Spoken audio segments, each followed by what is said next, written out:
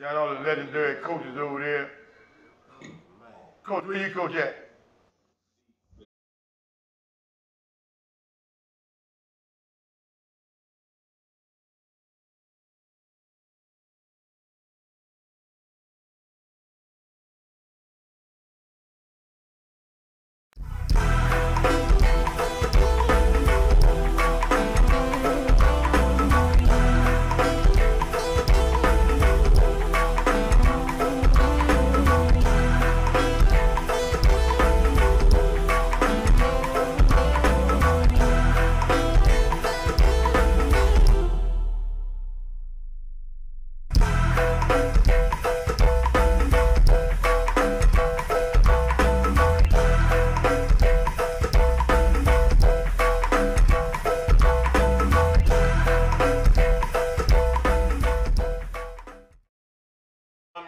Mr. Tubby.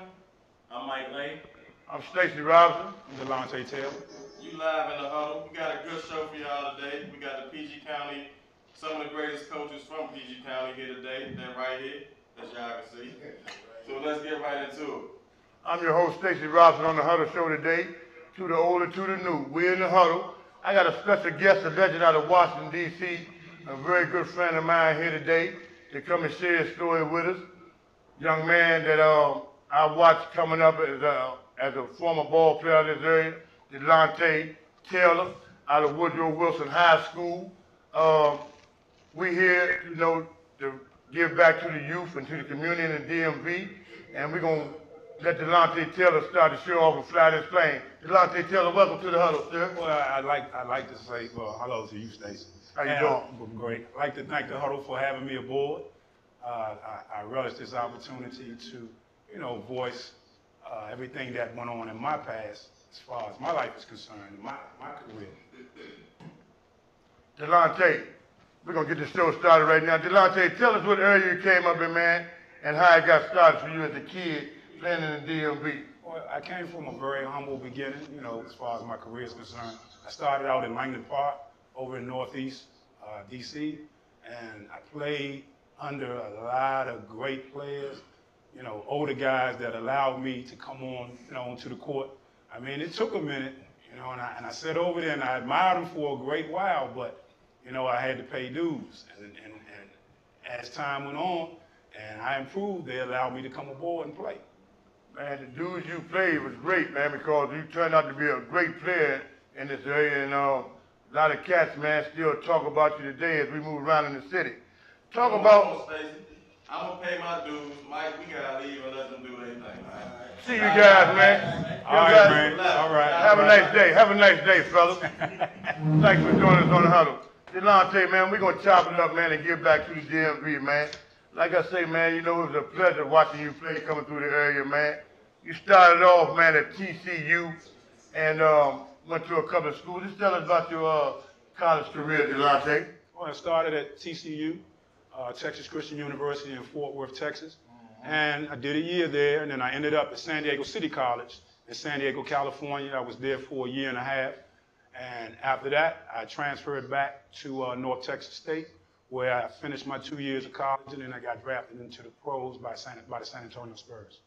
What was that experience like, not playing in that conference down there in Texas, man? What was it? That wasn't the WAC. What conference is that? We were independent. Y'all was independent? Yeah, we were independent. Now it's the Southland Conference. Right. You played against some great competition down there, man. Yeah.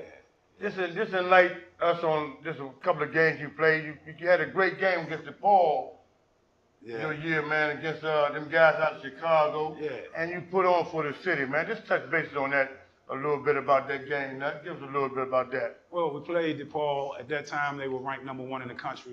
They had Mark Aguirre, Skip Dillard, Terry Cummins. They was loaded. Yeah, they were deep. Yes, Teddy sir. Grubbs, they were really good. We played them at our place. They beat us by 4 points. Mark Aguirre finished the game with 27. He had 26 at half. You know what I mean? Yes, sir. He was in foul trouble. The game was so close, Ray Myers just refused to take him out of the game because he knew if he took him out, we was going to get him.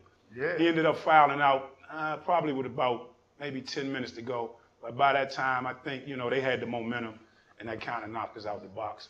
But I had a real good game against him. I finished the game with like 29, 10 rebounds, and about 8 assists. Yeah, you the stuff sheet status. You can sure put it in there. Cause I'll tell you, man, you being left-handed and playing this game, man, and a lot of the guys coming out of DMV are right-handers. And I thought, man, you was one of the toughest left-handers that's come to our city. You, Johnny Dawkins, Jerome McDaniels, Carlos. But I seen you play a couple of games. You used to love to go to your right a whole lot, man. You had a little shot that you used to throw the hook shot across the lane over top of the 7-footer.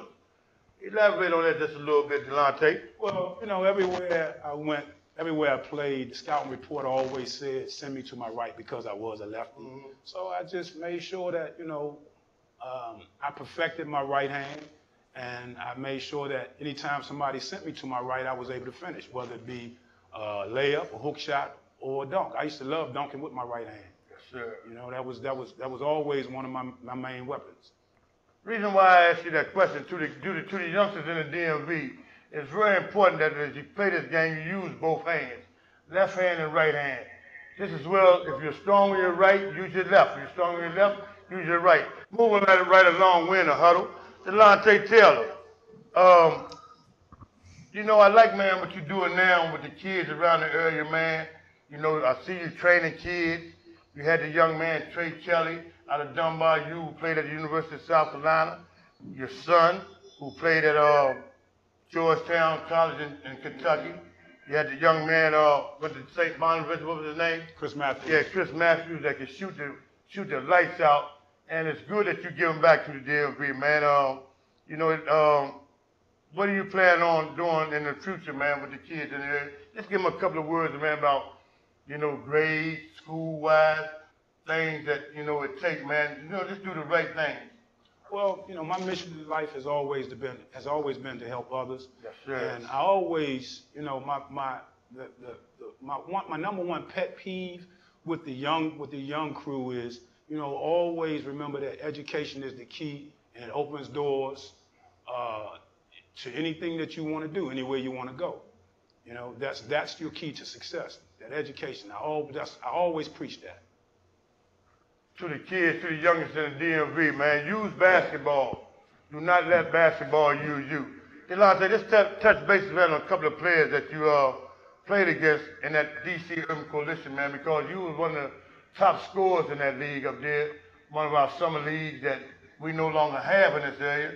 Ricky Goins has picked up the Legends League, but, man, coming down Dunbar, you back in the day, man, watching you perform in that coalition with some of the best in the world. Just elaborate on how you like playing in that DC Urban Coalition, man. And it was a great league. It was very competitive. The talent was like off the charts. I played on the team. Langdon Park, we had a bunch of the guys in the neighborhood, Benny Nesbitt, his brother Jeff, Curtis Daniels, John Battle. Yes, sir. Jumping John Battle. Yeah, we had a great team. And, we played well together. And then as far as the competition, I mean, you had the best in the area. You had Adrian Dantley, Michael Britt, who just passed away, may he rest in peace. You had all of the who's who from the Washington, D.C. area, JoJo Hunter, Billy Bryant. Man, prolific score. Sherman Douglas. Oh, my goodness. Charles Smith, Michael Graham, Darrell Prue, Mark Tillman. The coalition was loaded. I mean, and it was just, anytime you would come down there, you always saw the best talent in the area, plus the fact there was always guys that were flying in from out of town, Gus Williams, Ricky Sobers. New York City guy. Exactly. You always had guys flying in. I remember when we played down there, Robert Reed came in, he had Larry Spriggs brought those guys in. From here, right. H.U. Yeah, H.U. H.U. Yeah, give a shout out to Larry. Yes, sir. Yeah, he came in with Tom Henderson and Alan Level and them guys. And it was a great league. Delonte, man, me coming up, man, going to five-star basketball, you spoke on them New Yorkers. And, I took my hat off to him, but, if I was up at five-star, I should tell Mr. Garfinkel, why do you have these New York guys rated over us, man? Every time I look in the streets of Smith, New York, he never really gave us D.C. guys our props on the basketball court, but you know, we went up there, man, and earned our rights. And we paid our dues up at 5-star basketball. So, do you still talk to some of the New York cats now, man? No, I do not. Okay. My man. Lord, Not no, taking nothing away from us. That's a joke. I was just joking. We just talking, y'all. We just joking. I got a couple of buddies from New York. A couple of them played with me in junior college. Larry House, we had one guy, we called him Body English. His name was Michael Ford. Oh, man. How tall was he, Delonte? About 6'3", man. He could do it all. Man, I was down H.D. Woodson, man, and Melvin's Crab House tournament down there on Nellie Helen Birds back in the day. I seen you, man, on the fast break dunk on Joe Pace, man. And Joe Pace was one of the most prolific shot blockers that ever played in this area, man. He was about 6'10". Delonte, man, you dunked on that man like he was about 5'4". You had hops. You could really get up out the floor, man. What did you used to do? What did you used to work on your hops like that, man? Because going to the basket, you was really unstoppable, man. I did a lot of running, you know. I lifted weights when I was young. And I mean, I just played every day, you know, and I just naturally got stronger. My man. And you know, we here today, man, in the huddle, man. We got the coaches in the area that's gonna follow us up on this show. Got my man Calvin Cage up in here, man. And you know, I just appreciate what these young guys, man, are doing, not for a show like this for the DMV. Because when we came up, you know, all we had was Petey Green. That's right. You know, and we didn't have shows like this, man. So, you know, me being a former ball player, you know, I wouldn't have it no other way. I love coming over here with these young cats, man, and hope they keep up the great work for the DMV. You have anything to say else? Anything else to say, Nut? Well, I think, you know, the biggest part of the younger generation's development will be guys like ourselves. You know, we had role models. Yes, sir. You know what I mean? We had guys that we wanted to emulate. You know, I know over in my neighborhood, I had Kevin Tatum. May he rest in peace. McKinley Tech. Yeah, super passer. Man, good God Almighty. You know, I had a bunch of mentors. Skip McDaniels, Jeffrey Harris. Archbishop Carroll, McKinley Tech again. Yeah, Apple Mile.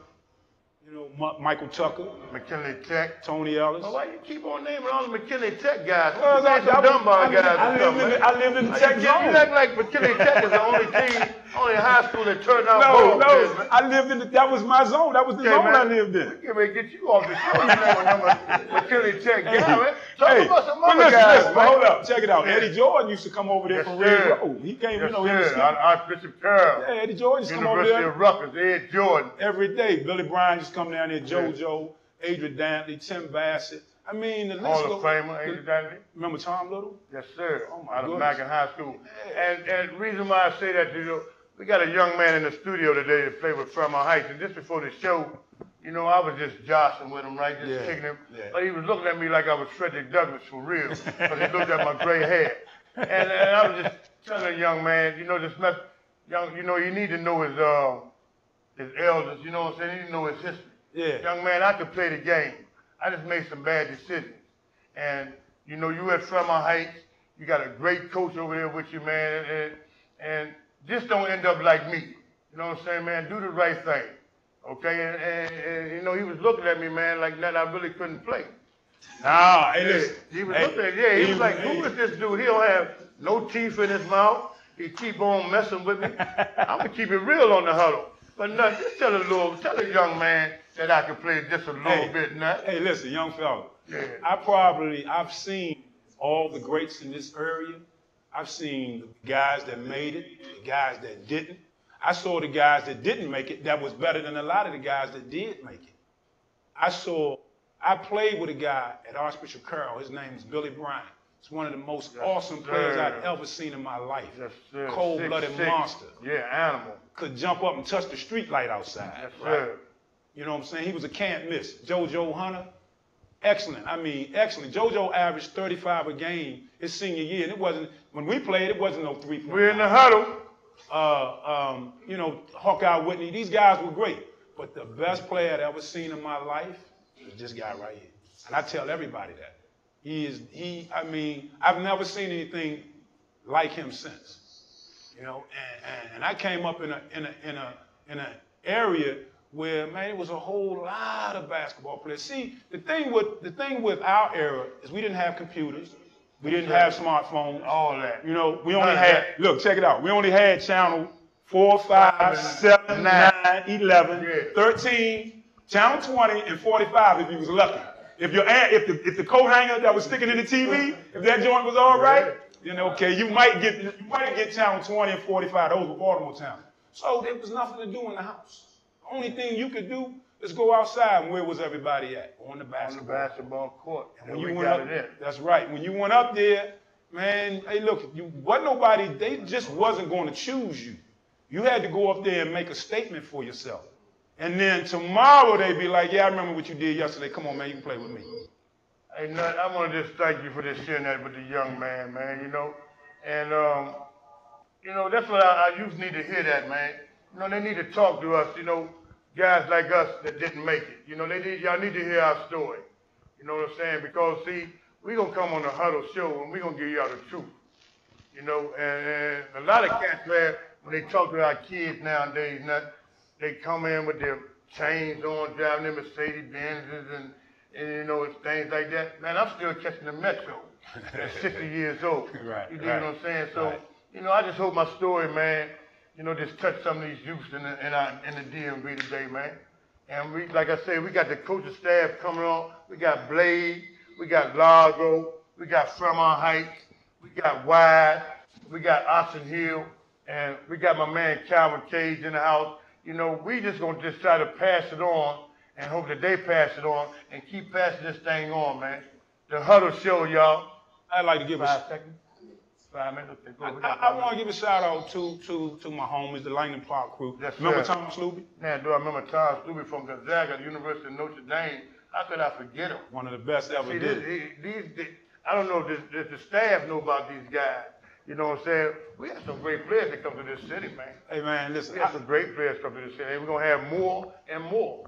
You know, I work with a lot of players. I mean, you know I did that personal training thing. Yes, sir. You did that well. But it started with the crew in Langdon Park. You know, I had Tom, and I worked with Tom. Nut. Y'all really wasn't that good over there. Man, all of it, man. You keep talking about Langdon all Park. of it, man. Hold on. You keep talking about Langdon Park. All of it, man. I remember when we came over there, nothing. We gave y'all some L's over there. Man, you tripping. Yeah, okay. You tripping, man. We Move sit right along. We We in sit, the Huddle. hey, we sent y'all back. Omaha. Hey, we sent y'all Keep back. talking about Langdon Park. Hey, we sent y'all back across you town kidding me, arguing man? with one another and everything, man. Man, I I don't told you believe to got him, man. I told you should have I checked don't me, believe that, man. Man, you know it's I true, bought Booty Neal, Kenny Matthews, Greg Canton over there one year. Kenny Matthews. Yeah, out of North Carolina State. Oh, my goodness. Hey, nothing. We Kenny beat Matthews. y'all over there 75-71. You remember all that? I remember all that. Hey, Hey, man. but there was some great battles, man. That Langdon Park you talking about? Yeah. Hey, man, it was an honor to come over there and play with y'all, man. Hey, man. Y'all got it in over there. Hey, let me give him a shout out though. My shout out to my ahead. man Tom Sluby, one of the greatest that ever did it. Yes, sir. John Battle, Trey Kelly. You know, the thing, Trey Kelly, Delonte Taylor Jr., Chris Matthews, he's now known as Lethal Shooter. You can look him up online. Yeah. He's now a professional trainer. Excellent. These kids were excellent. Tyrone Jones from Dunbar. Yes, sir. You know, Dunbar U. Say the Dunbar U. Dunbar U. Okay. Dunbar U. Say Dunbar U. You have to say that. But you know, out of all these guys, man, these guys were hungry, very hungry. But Trey Kelly, it was just something different about, you know, his inspiration. It was something different about his ambition. I think, you know, the driving force that perpetuated, you know, his forward motion was different from the other kids because he lost his mom when he was like 8 or 9. And so I would grab him. I would grab them all, but for Trey, I kind of like gave him a little bit more attention because I knew he was, first of all, he was hurting. You know what I'm saying? And that you did. Hey man, you know, it was such a pleasure to work with this guy. I mean, kudos, Trey. Shout out to you, baby. I know you over there, turkey smoking their boots over there. Yes, sir. Hey, but you know, hey, Machine Gun. He worked so hard, man. I mean, he was a pleasure to work with because he never asked no questions. If I told him to do something, he just did it. He got right to it. And I mean, you know, that was part of his success, I think. You know, he's receptible to anything that was good for him as far as the nourishment is concerned. I want to give a shout out to my man Sam Wimpy Battle. What's up, baby? Yeah, Wimp Battle, man. How you doing, man? The old timers on the show. Stacey Robinson and Lante Taylor. One was a friend of ours, man, that was in a terrible accident, man, years ago, man. And, you know, we was playing with the Old Timer League, and we used to go up and down the turnpike, and Wimp used to throw the famous finger roll. We just want to give you a shout out today, Wimp. May you a speedy recovery, man. We love you, man. And once again, man, we here at the Huddle, man. We in studio over here, and we just gonna chop it up for a couple of more minutes. Anything else you want to elaborate on, man? I just want to reiterate what I said in the beginning. It's your show today, baby. I want to reiterate what I said in the beginning. First of all, you know, my mission in life has always been to help others. Yes, sir. You know, I've always wanted the youth to understand what's important. Sports is great. You know, I played football and I played basketball, and I loved it. But I always knew, at an early age, I always felt like as an 8th grader, I was going to be a pro one day. But I knew I couldn't do it without my education. You can flat out do it, man. You know, I knew I couldn't do it without my education, and I want to say that again to all the youth. You know, education is the key that will open any and all doors. You know, stay in school and remember that that's going to get you. That's the ticket that's going to take you where you want to go. And please stop the violence. Great words, great words. We'd like to thank you, Nat, for coming on our show in the Huddle. We have a great poster, man, that the young man that hosts the show, Neil, that put together for you, man. And man, may you take that poster, man, and hang it up in your house, you know, and put them L's on it when I beat you in the horse game. Hey, see the Chavez, right? It's been a pleasure. It's been a pleasure. Glad. Yeah. Thank the Huddle for having me on. Sir. And man, I can't wait to see. I've been practicing too, man. That's it. I've been practicing, man. I know you was gonna come. I knew you was. Wrap it up. Okay. Thank you for coming, Nat. Lante Taylor. It's a pleasure, baby. Always, baby. Okay, always. my man.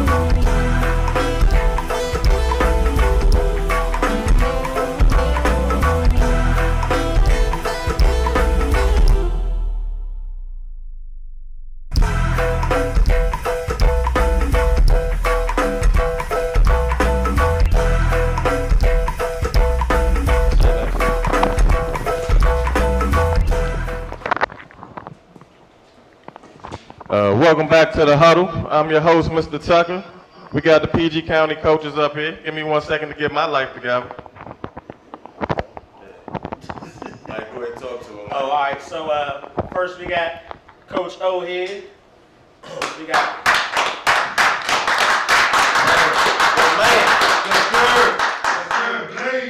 we got Coach Ayana Ball.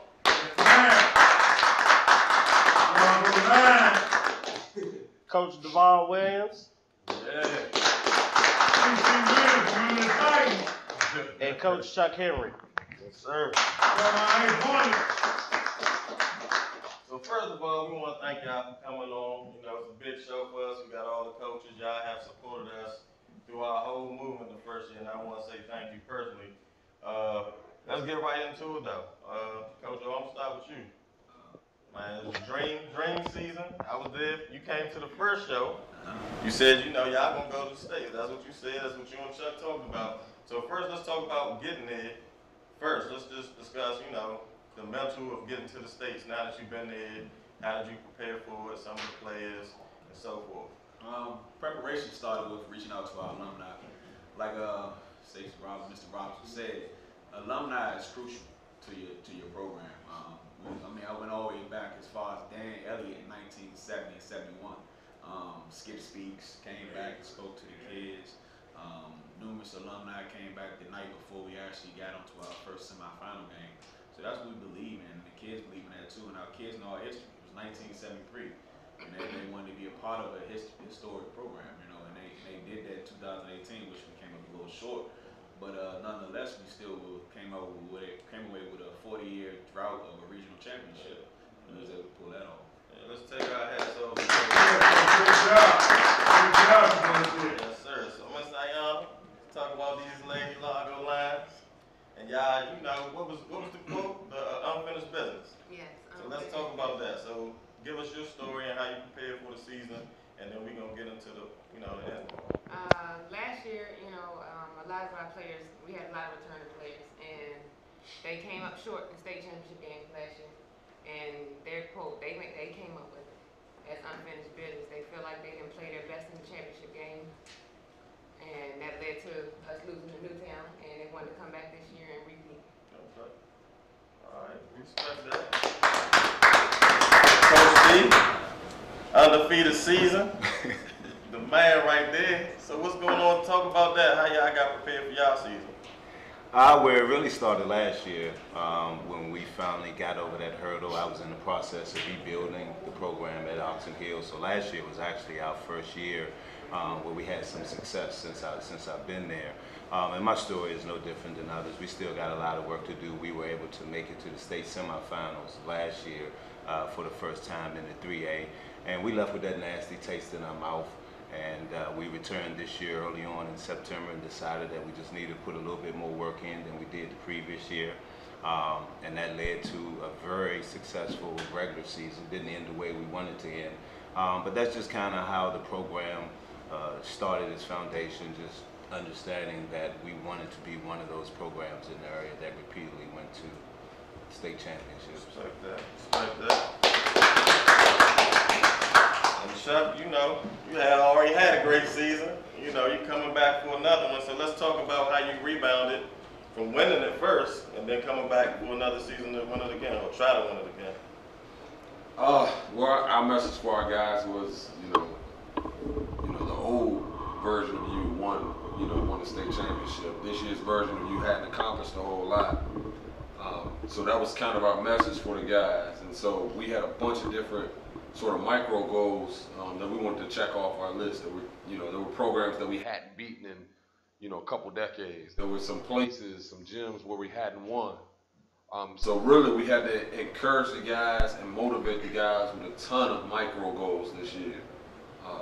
One of the micro goals was everybody being on time to practice every day, so that we didn't have discipline running or things like that. So really, wanted to keep the guys engaged and let them know that there are always ways you can improve. And that's really kind of how we carried out the season. Unfortunately, it didn't end the way we wanted it to end. So you can't. We tell the guys all the time, you can't enjoy the victories without the losses, and vice versa. So, you know, for us, it was just a matter of just making sure that the guys stay level-headed and give their absolute best. And honestly, I walked away from the state championship game this year, and I felt like the guys left everything they had on the table. You know, with that, you know, as a coach, you can't do anything but be proud of. So. Okay, and we respect that. So, Mike, I know you had a few things you wanted to ask, and I'm gonna read off some of the questions once you finish from some of the guys on YouTube and our social media. They had some questions that they wanted to ask you guys as well. So, Mike, you can take it, and I'll follow up. You know, considering we had a lot of time around each one of y'all teams throughout the year, got to know some of y'all players. You know, everybody y'all have a lot of jokesters on y'all teams. And so it's just, you know, while having so many comedians, how do you guys, you know, rein that in, get them to focus, you know, and do what's needed? We'll start with ladies first. Well, with my program, you know, I'm a joker, so we always have that fun, loving atmosphere in our practice. They know when to be serious and they know when to joke time. So, you know, it's always that medium, but you always have that one person that always breaks the ice and breaks that tension, you know, and you need that on every team. You need that one person that'll break that tension just to let them know that we still human, but we gonna still, you know, we still gonna take care of business when we need to. I want to elaborate on that a little bit. When we were coming in documenting you guys and we were doing a special, you said you took the team to see Black Panther. Yes. So what was the meaning, what was the goal for that? I just wanted my girls to know that there's a deeper history than what they see every day, you know, and that, you know, we are our own superheroes, and we have to go out and make that known to the world that that we can accomplish things on our own, and we can accomplish things within our own community. So that was our big message behind it. Okay, all right. What about you, Coach D? Well, I'm not the joking type, but you know, when it's practice time and that clock goes on, we're between the lines. You know, I believe in taking care of business, but I do feel like there's a place for it. You know, we can't be serious all the time, and it's just fortunate that my team captain, my leader, was probably the biggest jokester on the team. So that made it a little easier because all the girls in our program respected her and looked up to her. So she knew how to turn them on and off as well as herself. So it kind of balanced us out, and that was important for us. Oh man, I am that guy. You know, our kids, we try to stay as loose as possible. Like Coach D just said, though, there's that time, that thin line where you want to kind of like, you know, get serious about business. But with our kids, they're naturally uptight anyway, and I think that naturally they're funny or want to be funny anyway, as they see it. Just having some freedom to do so, then they know how to reel it back in, because our kids naturally don't know how to turn the light on and off. I mean, I know when we did, when Coach said he was ready to play basketball, we was ready. And I want to give a shout out to Coach Hay. When I first met Coach Hay, one of his things that he said when I was coaching JV with him, he said that he would tell the kids when they was always uptight, he would say, "Show me your teeth." And I'm like, well, why are you saying that, Coach Hay? He said, because can't no kid show you their teeth without laughing. He said, but you got to keep them loose, Coach. And that's one thing I really I lean on that. Chuck? One of the first pieces of advice someone gave me when I started coaching was love your kids.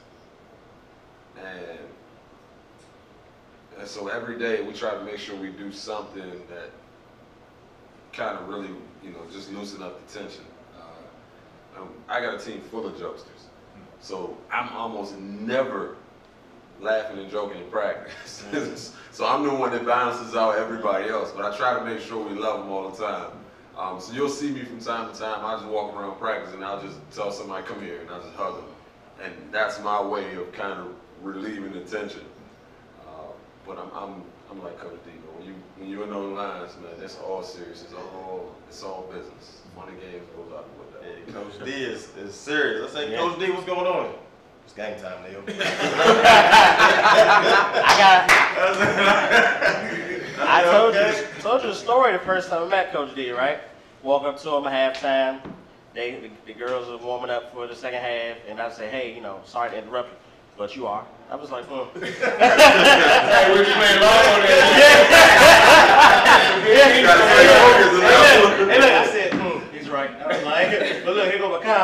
So then, he reached out to me, apologized. I didn't take it that way, but I figured, still heated the moment. Yeah. But that goes to show, intense coach. But Got your ass with David Aldridge. yeah, look, I said, ooh, burn. So I gave you a jab at the press conference after the semis about you wearing a suit. Yeah. So everybody, well, all of y'all all pretty well dressed. I just wanted to ask y'all, where y'all shop at? I mean, y'all look good on the sidelines. Do you do it because it's just the matter of coaching? Does it help you portray a message to your kids? And if so, they already in uniform, so what else you want them to do? Yeah, man. Nah, they ain't always in uniform. Some of them usually, sometimes they dress like they about to go get a bucket. I don't know if that portrays a message too. You know what I'm saying? Because sometimes, I walk up Chuck like he about to go suit up and go get about 25. Like, okay, hold up. It's a subliminal thing with us. Like we take it game by game. When I wear my suit, it's to portray something different for the kids. Like a lot of them think a button down and jeans is dressed up, and so I really want them to see what it means. I'm definitely not as sharp as Coach Dio. This man, sailor, don't That'd be like, but I want the kids to see that side. You gotta have that business side. You still gotta have that down to earth side with it, with it sweats, because we do have a different kind of sort of, community in a sense. Gotcha. I say, Coach D, you better find the things in life. You know what I'm saying? So, it's considering that you're a man and you coach young women. What message are you portraying to them with your suave and debonair look on the sidelines? I think you kind of hit it on the head because I'm a male coach coaching females. I've been coaching long enough where I know all females don't have both parents at home. So one of the messages I'm trying to portray is that as adult men, as black males, we do dress up. We're not always in sweats. We're not always in jeans. There is a professional side to us. So I want to portray that, and I want my girls to always see that, see the positive side of it. And then the other part of it is a business for us. We want to approach everything with a business mindset, because after basketball, they have to understand the business side of things. So, it's a little bit of preparation involved in it as well for them. Okay. Coach Ball, you want to go to the next? Oh, it was a Coach Ball. With us, my coaching staff special. But I mean, as a coaching staff, we make sure that, like Coach D said, we portray that professionalism, because they see us in sweats every day at practice.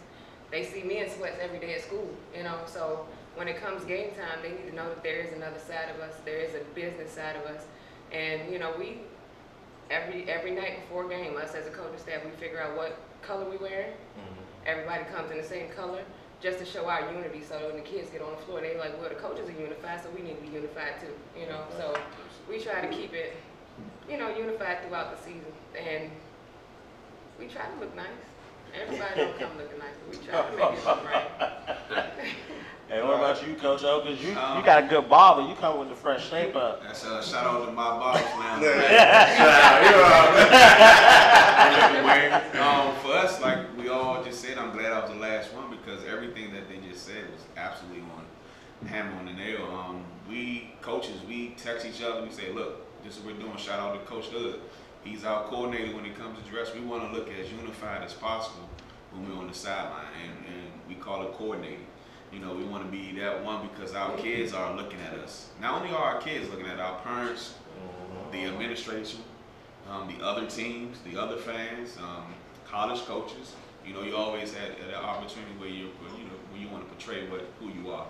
And we always talk about the perception, and I knew that getting on that big floor at the Comcast Xfinity Center, that the light was going to be bright and we had to be sharp. And our guys, we do an excellent job with that, so it does start with that unit. All right, let's take the first question we have, Ms. Carla Oates. Do you have to rebuild your program due to graduating seniors this year? And I'm going to let you start with that one, Chuck. You had, 12, 13 seniors? You had the most, so we start there with you. I had 13 seniors, but like I tell everybody, Fairmont Heights rose like a phoenix from the ashes 3 years ago. And we didn't do this from seniors down. We did this from freshmen up. So what we have reloading into our varsity, and our JV guys are going to matriculate to varsity next year. We're going to be fine. You know, we're absolutely going to be fine. I know we gotta come out of that tough 1A region that we have, but you know what? We're going to do it the same way we've always done it. Academics first. You don't have a 3.0, you can't play. And that's just how it's going to be. The tougher kids will rise to the top, and the guys that aren't as tough, we're going to do everything we can as coaches to get them there. Respect. You actually got one of your players. Come on up here, bro. You starting 5. Get on up. We'll slide over. What's your name, brother? Taiwan? Yes. Alright, what year are you? 2018? 19? Alright, you ready for the upcoming season? Yes. So Stacy asked you earlier, was your leader? You the captain? Yeah, we'll be a leader next year, my guys, state championship. So how is it being under Coach Chuck? Is he a good coach? Coach Chuck is a great coach. As soon as I first got into this program, transferring in this year, he's like a father figure. I know he's son, man. Okay, respect. Well, you can, well, you young, just stand right there for a minute. But let's get into some more of the tough questions. So some of the guests called in, they was like, well, getting to the States and losing. How do y'all feel about losing at the States? What do you tell the players that's right? So personally for me, when I lost the States under, y'all know Bird, Tyrone, and Fulton, my senior year, I went my freshman year and I went my senior year, and it hurt. Like, you know, it hurt. Losing on that stage, the lights, it's like, all right, what's next? You don't really work. Calvin can speak to it. It's just like, all right, what's next? So what did you actually tell the players, you know, after the game, and once it set in, what did you think? Was it anything you could have did differently, or do you replay those games in your head at all? All the time. I mean, I play a lot of games in my head all day long. But one of the things I can say that we got out of that loss versus Prairie Hall is that our leader, Daniel Oladapo, stepped up in the locker room with teary eyes. And the message that he gave out to those guys is that y'all next. You know, that's what we do at Bladensburg. Like you said about bringing JV guys up, we're graduating 9 seniors out of 11. So we having a new group of kids coming up, but that's what we come up with. We breed them and don't need them. You know, if you want to be a part of Mustang basketball, you got to do things a certain way. Those kids understand that. But the blessing out of this, we had guys, that freshmen, that didn't dress because you only got 21 people on the floor. He was in the stands, and by the time he got to the locker room, you couldn't stop him from crying. He didn't even play. That right there shows me that kid is ready. Yeah.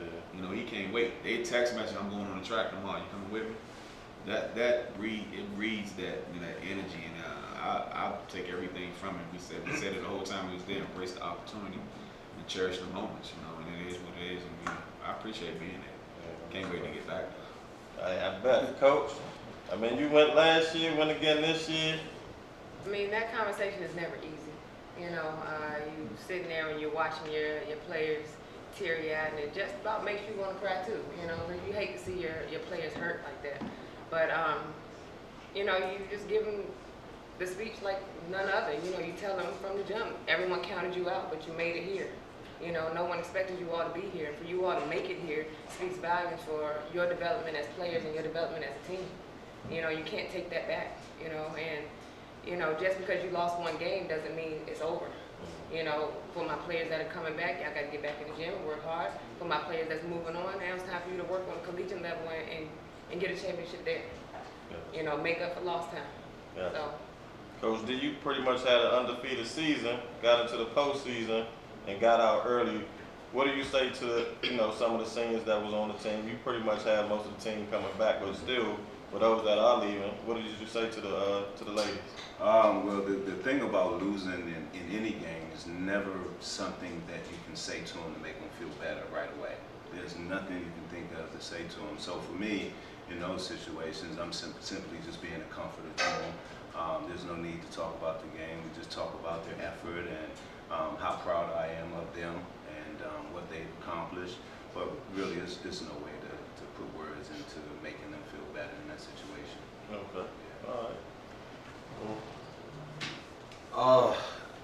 You know what? I would draw the analogy for us that it was almost like going to a funeral for a person that you really, really, truly cared about. And the reason why I say that is because obviously you really heartbroken and distraught, but we really wanted to just talk about all the great things that those guys have done just in the short amount of time that we've been together. Just in 3 years. In 3 years, 51 victories, 2 region championships, state championship, Christmas tournament championship, and 4 all-state players, 3 all-state academic players. So we went through that whole gambit of all the different accolades that we've accomplished that we didn't accomplish any of those things in the 6 years previous to me getting there. So really, it was just, man, fellas, you guys have accomplished a lot, man. So be grateful and be thankful that God gave me these opportunities. So that was our message for it. All right. So my player here, let's get your perspective. How did you feel after the buzzer sounded? That loss was tough. That's loss against Dunbar. We got a lot of seniors. We want to get that guy from Breeding Guard right with one. So, but as soon as we got the locker room, they telling me they in my head, we got to get next year. Like for them. So wait for next year, next championship. Oh man. Well, stay tuned. We'll be back with the coaches and also Wing Plug is in the building. We got a special sauce. We got the wax sauce. My man Calvin in the building as well. Stay tuned. We'll be back. Hey Carlos, we're gonna get to your question, and Morgan, we're gonna get to yours too. Thank you.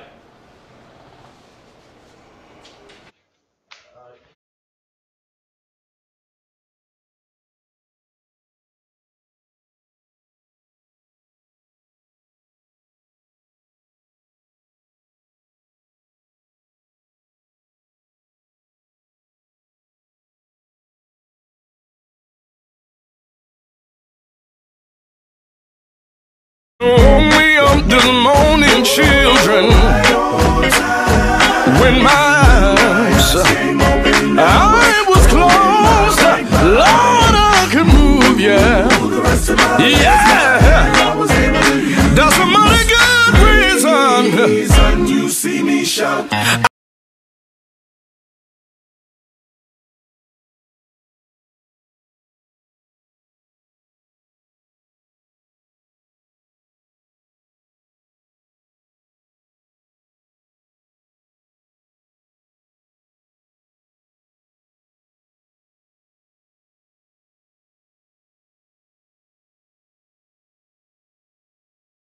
Me up this morning, children.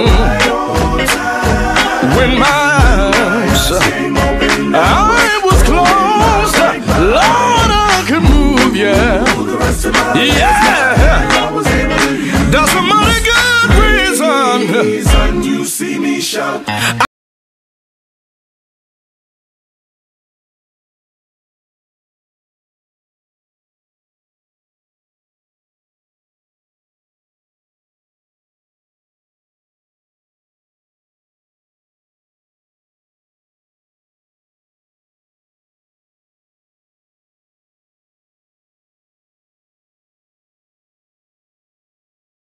Me up this morning, children. When my eyes I was closed, Lord, I could move, yeah. That's a mighty good reason. You see me shout.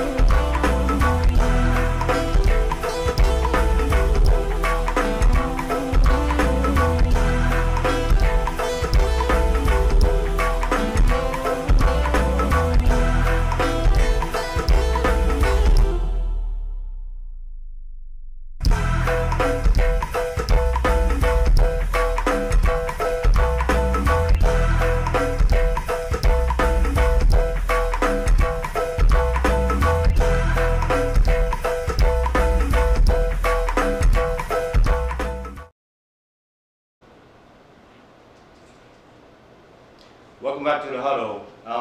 He's sitting here.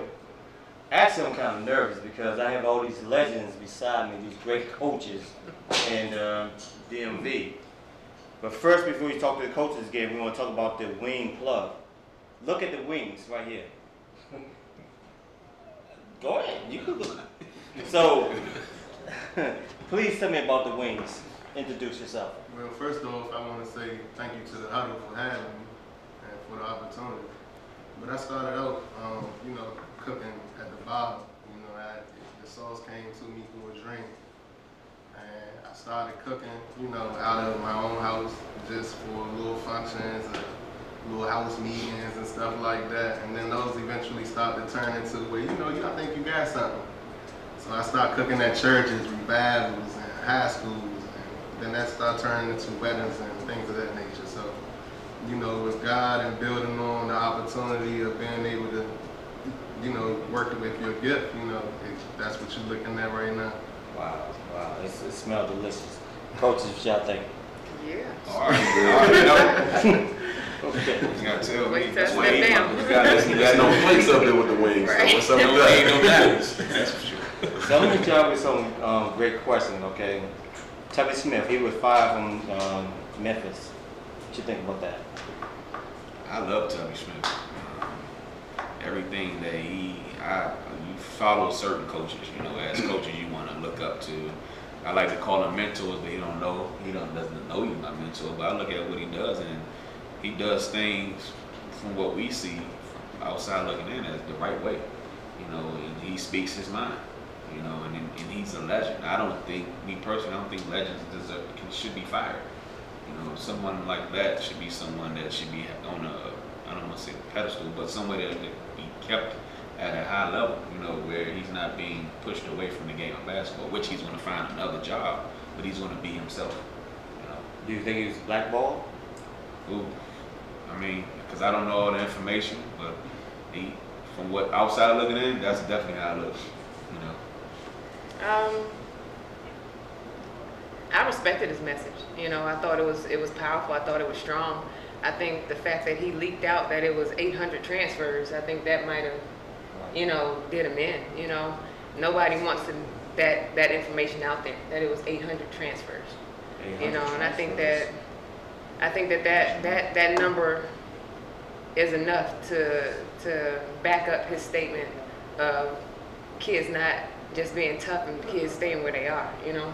They don't have that discipline to just take what's coming to them and build from what's right in front of them. They have to run to something different. Well, I'm gonna throw you on the spot, but how do you teach that in high school? You teach them not to quit. I've had players in the last 13 years, at Largo, I've had players that wanted to quit and I didn't let them. No, you're gonna tough this out. I don't care how tough it is for you. I don't care if you want to quit. I don't care if you have to get this job. We're gonna work that job schedule around this. Right. We're going to work everything. We're going to work out all your problems. If you got a problem with this girl on the team, come here. Y'all go sit over there and talk this thing out, but you're not quitting. You started something, so you're going to finish it out. I don't allow them to quit. That's that, I guess that big sister, mother figure in me. Yes. If you start something, you got to finish. My parents taught me that growing up. I wasn't allowed to quit, so I'm not going to allow my players to quit either. Coach? I'm in agreement with both coaches. I was raised that way, and I think there was a lot of substance to what Tubby was saying, and just communicating to everyone. I guess where we are in society today, we're not tough enough to deal with how we were raised and some of the things that need to be still instilled in our kids. Our kids need the discipline, our kids need the structure, and sometimes the discipline and the structure are being just hidden by the parents. The parents don't want their kids to go through those things. The parents don't want their kids to be disciplined for not doing the right things, and I think that's part of the reason why we're kind of getting away from the good side of basketball, as I say it. It's just the focus isn't on the discipline side, and that's a big part of basketball. You have to have some discipline, you have to have some structure. Okay. So when the first person who tried your wings, so your wings is garbage, what did you do? I never heard that before. Really? Seriously? Nah, I actually been naming sauces as well. Okay. My point guard right here. Okay. From high school, Calvin Cage. Yeah. And his story speaks for itself. So, we collaborated and I came up with a sauce called the wax sauce. And that's what that's what you about to taste right now. Is that what you did to Neil? Hey, wait a minute. You and Neil played this each other. So help me out with that. Help me out with that. So is that where you created that sauce from? Nah. So how do you create that the wax sauce? I didn't create it. The Wayne Plug created it. Yeah. Okay. But wax is just my childhood nickname. Okay. Neighborhood nickname, you know. These neighborhoods, they give everybody nicknames. So I ain't you take too wax? far with it, but it stuck with me. So you wax people on the court or how? I don't know, you know, they got a whole bunch of different little variations that they, maybe I'm waxing on the court, I don't know. The guy that made it up, he's no longer with us, but the name didn't live on, so. I apologize, we did not plug you in, so how can they order wings from you guys? Well, basically what I had is I had it set up through my Instagram. Okay. So most people, they'll give me a shout like on my post or they'll DM me. Okay. And basically what I would do from there is I'll take their order from the DM and I'll get their information, whether that's email or telephone number, and they'll cash at me. Okay. And from then I'll give them a pickup location and pickup time and they'll come pick it up. Wonderful. Yes, sir. I have a question for you. Don't get me wrong, I mean, I kind of talked to my daughter about this question. How do you compare, like, if women play against men on the basketball court? How do you, both coaches? Can you elaborate on that? Is it a different playing ground, or what's your thoughts on that? I'm sorry, I'm not understanding your question. Okay, my question is, okay, now since we had the Me Too movement, and I support all women 100%, do you think women should play against men? I'm sorry, I caught y'all there. No, it's cool. You go ahead. I'm gonna come behind you. Should women play against? I mean, you know, obviously the game is different from the boys' game for women. We don't play above the rim.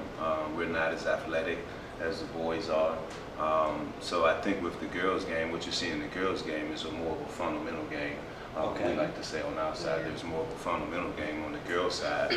In respect to whether girls should play boys, I think it's healthy for girls to play against boys. That actually, you know, helps their development. It helps with the quickness of the game, the speed of the game. So I think there's some pros and cons to women playing against men. I agree with Coach D. A lot of pros. I mean, I grew up playing against boys, you know, but I just think how the game has evolved now from back when I was playing. That it's a great, you know, it's great to play against them every now and then, but like Coach D said, the pace of the game is much quicker. Guys are playing above the rim, and girls are just more fundamental. So I'm not sure, you know, the mesh, it'll mesh, it could mesh, but more so I like it separate. So what about in the classroom? How do y'all deal with that if some of your students are not producing in the classroom? How do you actually, do you go talk to the teacher or you talk to the parents? And the parents say, I still want my kid to play regardless. How do you actually deal with it? I don't talk to teachers. Because a lot of people have the concept of you going to talk to teachers to get them to change the grade. Right. I don't do that. I'll set up tutoring opportunities for the kid. I'll set up all the opportunities that they need to better their grade in that particular class or that particular subject. And of course I have conversations with the parents to let them know what we're doing on our end to help their child. Now it's up to them to take those resources and use them to their, you know, the best of their ability. So do you actually invite scouts come to your games? I mean, I'm asking all coaches, I'm not just putting you on the spot. How do the scouts come in and recruit your players? They definitely come to the games. I mean, the biggest thing is that you gotta do is and I know we all can speak the same language, you gotta do as most as possible for your child. And when I say for your child, we're talking about our kids, man. Our parents, a lot of our parents, and I know you guys can agree with this as well, a lot of our parents are clueless when it comes to recruiting. So branching out and talking to guys like Chuck and getting that email list that he got of every Division I coach and every D2 coach and every D3 coach and NIAI and all those schools, and you push your kids. And the biggest thing now is social media does it for you. It's so easy, man. It's easy now. Just got to make sure that those kids are eligible with being able to be recruited. Coach? Pretty much the same. I think on my side, a lot of the girls are playing in the summertime. They're playing AAU basketball now, which is where they get the majority of their looks. So oftentimes a kid will just get some interest from a college just from playing summer ball. And generally what happens that college coach will find out what high school they're at, and they'll ask for a schedule from us. And then based on their schedule, they'll find time in their schedule to come out and see the kids. So a lot of the interest from colleges on the high school side is generated from summer basketball. Okay, before we go to commercial, anything you want to say to your the up and coming stars, basketball players? Get in the gym. Work. Coach? I echo her sentiments. Get in the gym, put some work in. That's the only way you can become a better player. Coach? Definitely work. It's coming. I mean, we give our kids 2 weeks and we back at it in April, getting ready. Wings? As far as basketball? No, as far as your food. We got that. We ain't gonna do too much talking. We ain't speak We're for gonna let y'all taste it and it's gonna speak for itself. Great. I want to thank everybody. You know, we coming back after commercial. Thank you.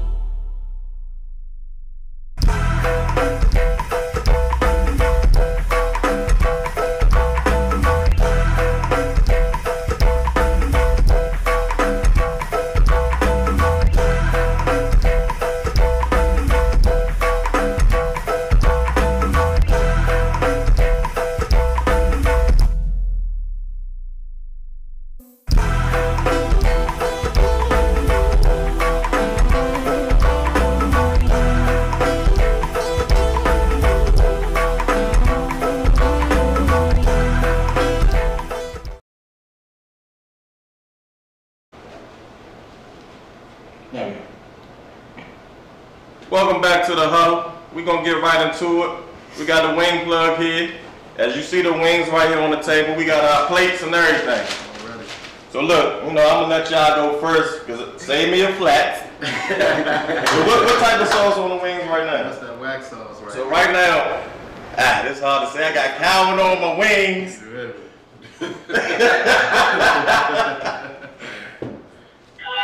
Okay. Cal, you already had your wings, bro? Yeah, I already had it. Let me get a flat, oh. What's your number again? That's good. Let me get that. Lemon pepper wings. This might be that crack sauce. I don't know. Right. I appreciate that. Okay. Pretty good. Good. Oh, we might have to cut right now. Just give me another one. Man. So hold on. Man, my team cook out in like 3 weeks, man. Yeah, so look. While we chewing real quick, let's answer this question that Daryl got. With AAU coaches having more control over the kids and influence with respect to college coaches, how has that affected how you run your program? So with AAU going on, you coach as well with the AAU programs. You got the 17 girls this year with Durant. Does that help you as far as getting them to come to the school? Or, you know, how does AAU affect high school basketball? Being at a public school, AAU doesn't affect me. I can't recruit. I have to take the kids that's in my zone and come into the school. But being a coach that has coached on both the AAU circuit as well as the high school circuit, I just have a different mindset as to how AAU and high school basketball relates. And that mindset is I have the kids throughout the winter season 6 days a week. So for me, I take on the mindset that I develop the kids as much as I can with the amount of days that I have so that they will be prepared during the summer, which is actually when they get their looks. And if I do everything that I'm supposed to do in-house, then the wins and losses will come as far as the high school program is concerned. So my mindset is just more so developing the kids and allow everything else to kind of take its place. All right, perfect. So before we dive into that, I got Coach Tyrone Massenberg on the phone. What's going on, Bird? Hey, what's up? What's up, man? How y'all doing up there, man? Good evening. Hey, What's Bird. up? Need to get you some of these wings. What you got for the coaches?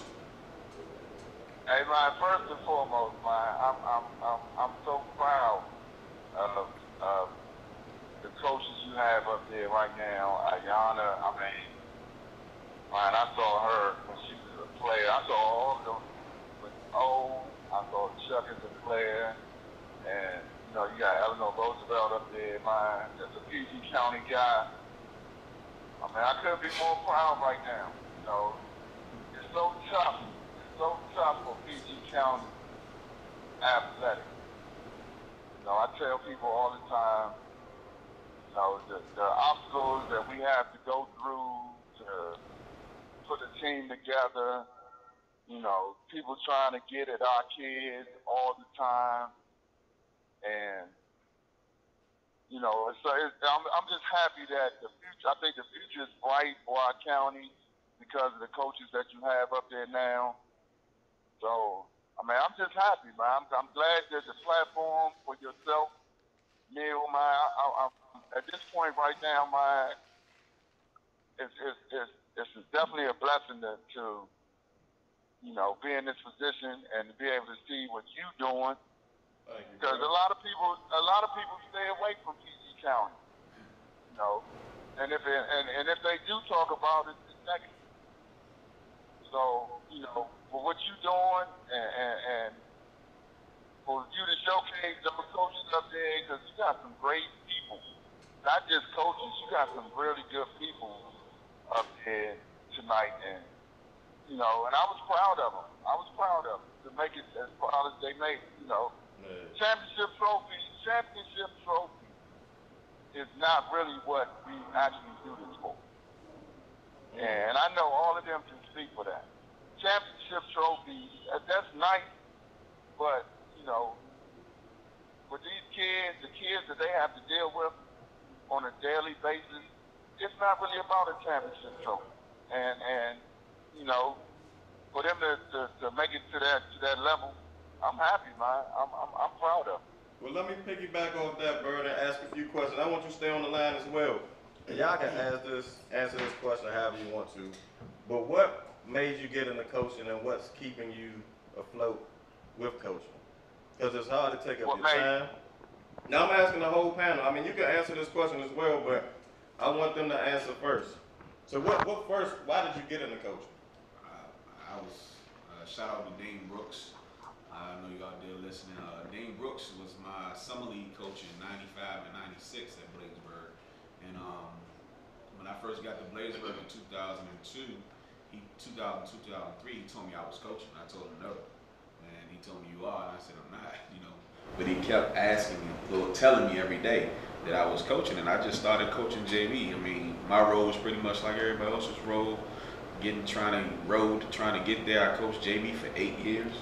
You know, and it taught me a lot about development and patience, how to deal with parents, you know, and I just enjoy it, man. Coaching is, to me, and to us, it's fun. You know, to see the kids grow year after year after year, and every year you find yourself 10 years, 15 years, and you look up at 20 years, you like, all right, when this group of seniors is done, you know, and then you find some more kids, and you just find yourself, and I've been at Bladensburg for 15 years. It does not feel like it's been 15 years, but I've been there, and it's been a joy. All right, so we got 2 minutes left in the show, so I want each coach to say their piece, probably like 30 seconds or less. Gotcha. I got into coaching because all of my coaches from AAU to high school to college were all inspirations to me, and I learned a lot from them. So I just wanted to make sure that the girls that were coming up playing basketball got the same thing I got. Because there's a lot of bad coaches out there. Yes, it is. And not to say that I'm the greatest, you know, but I consider that I know a lot about the game. And I just wanted to make sure that those girls got everything that they needed out of it. Respect. Well, one, basketball has always been a huge part of my life, you know, and I don't know what I would do if I was to walk away or someone was to take basketball away from me. So I just knew I always wanted to be involved in basketball. I had some very influential coaches in high school and college as well, and just seeing the things that they did for myself and some of my other friends and how they gave back to us, it was just, you know, a no-brainer for me. That's what I wanted to do. That's what I've always wanted to do. So it's just been something that's always been on my heart, and you know, I'm about serving. You know, it's for God first. I told myself about 12 years ago, the gift of coaching wasn't for me. The gift was to give back to others. You know, and that's just kind of my approach on it. Respect that. Chuck, you close out. My dad is a coach, so I always knew I would coach. But I got into it when I started playing, when I was playing basketball overseas. Oddly enough, I asked my agent. I said, man, put in my contract that I get to coach a youth team while I'm here. That's tough. And so I would, you know, and Calvin know what this like, them 2-a-day practices, and then I still got to go to my youth team practice, and then we play on Friday or Saturday, and then I got to turn around and coach some youth on Sunday.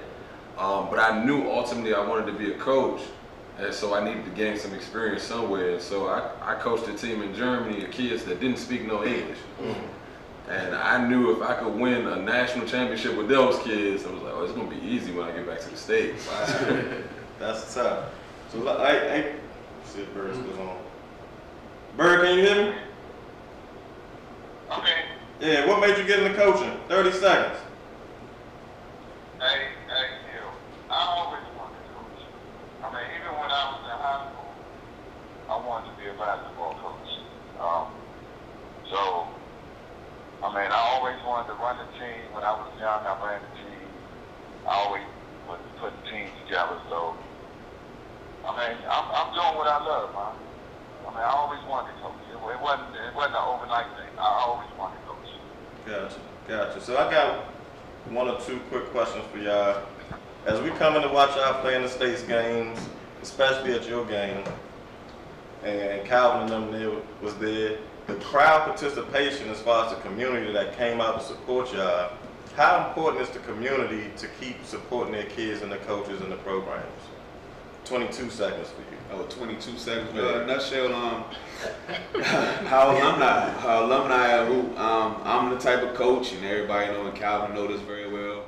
I'm gonna contact you. I'm gonna have you come out, I'm gonna have and speak to the kids. So that crowd that we had faculty and staff there, but that was an alumni crowd. I just got a phone call 10 minutes ago when I first got here, is that everybody keep talking about how many people they saw they haven't seen in 20 years. You know what I'm saying? So that's the biggest thing, community first for us. The community keeps you relevant. You know, as long as you are doing what you're supposed to do with your kids in your community, it keeps more kids coming. It keeps those neighborhood kids at home and not in the private schools or venturing out to other programs and to other public schools. And the community keeps you relevant. As long as they're supporting you and they have your back, they're going to push those other kids to come to you as well. Like that. Coach D. Same thing. I mean, without that support system, you really don't have anything. The kids have to be able to see it. They have to feel supported from our fans and from our community, and that's how kids progress and that's how they grow. You know, just from the support of others. Sure. Absolutely. It's about support, but it's also about accountability as well. Even though you graduate from whatever school or you live in whatever community, you're still accountable to these kids, and we all have to put our arms around them and do it all as one, because really as coaches, we're really just an extension of the teachers. The teachers are an extension of the parents, so we all got to kind of reach out and do our part. Gotcha. And James, I know you're not a coach, man, but you in the community, you was a player, you got these wings. So first I want you to plug the wings one more time. How can we get some wings? How do they contact you? Where's your spot at, man? Just come on and hit me on my DM. My restaurant will be open next month. I will be releasing the date very soon, going into the end of the month. You might actually catch me on Fox 5 too. I'll be going up there as well. So there's going to be a lot of good things coming out the wing plug. I'm also going to be naming the sauce after the Huddle. Say that again real loud. I'm also going to be naming the sauce after the Huddle. Thank you that. So y'all will definitely be getting some shout outs from me as well. Alright, well, I want to say thank y'all again for coming on and allowing us to, you know, capture. We actually made specials for all of y'all. We should be wrapping that up.